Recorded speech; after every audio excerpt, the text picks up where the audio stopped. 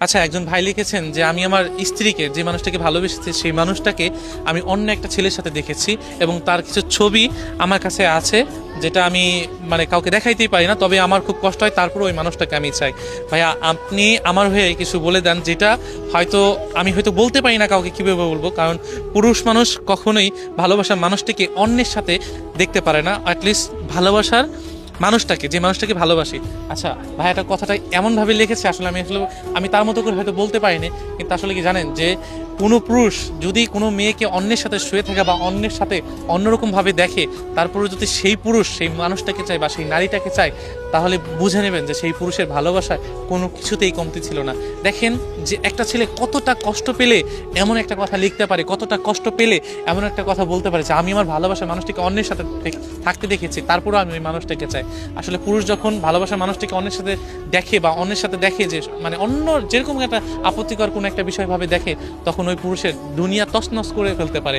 কারণ পুরুষ মানুষ যতই শান্ত হোক না কেন, তার ভালোবাসার মানুষটির কাছে বা ভালোবাসার মানুষটিকে সে এমনভাবে রাখতে চায় বা এমনভাবে যত্ন আপনি করে রাখতে চায়, যেটা দুনিয়াতে অন্য কেউ সেটা পারবে না।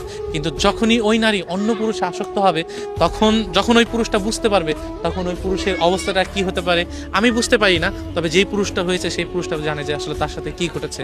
আসলে সত্যি, যে মানুষটাকে মন থেকে খুব ভালোবাসি, যে মানুষটাকে চাই যে ওই মানুষটা আমার ছাড়া অন্য কারো হবে না, আমি ব্যতীত অন্য কোনো পুরুষের দিকে তাকাবে না, তখন যদি দেখি যে ওই নারীটা অন্য কোনো পুরুষ আসক্ত বা অন্য কোনো পুরুষের সাথে ঘুরতে গিয়েছে বা অন্য কোনো পুরুষকে ছুঁয়েছে, তখন আমার মনে হয় না যে ওই নারীকে কখনো ফিরিয়ে আনা উচিত। কিন্তু সে চেয়েছে যে আমার ভালোবাসার মানুষটিকে ফিরিয়ে পাই বা আমার ভালোবাসার মানুষটিকে যেন আমি ফিরে পেতে চাই।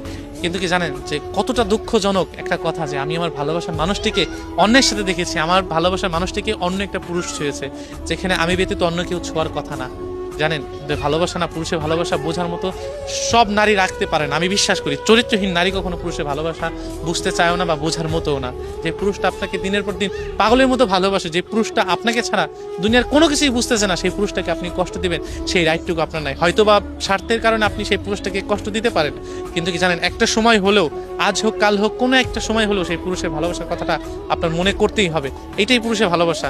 কারণ নারী সত্যি বোকা, নারী নির্বোধ। আমি মনে করি যে নারী পুরুষের ভালোবাসা বুঝতেছে না, সত্যিকারের ভালোবাসা বোঝে না, সেই নারী আসলেই নির্বোধ। কারণ আপনি যেই পুরুষকে ছুঁয়েছেন, ছোঁয়ার পরেও যেই পুরুষটা আপনাকে বারবার চাচ্ছে যে ও অন্যকে ছুঁয়েছে তো কি হয়েছে, আমি ওকে এখনো চাই, আমি ওকে ভালোবাসি, সেই পুরুষটার মতো আপনি দ্বিতীয় কোনো পুরুষ খুঁজে পাবেন না। কিন্তু কি জানেন, দিন শেষে ওই নারী ওই পুরুষটা কেমন ভাবে ঠকায়, যে সেই পুরুষ নিজের দুঃখগুলাকে অন্য কারো কাছে প্রকাশ করতে পারে না, কারণ বুকে এক বুক চাপা কান্না নিয়ে তার থাকতে হয়।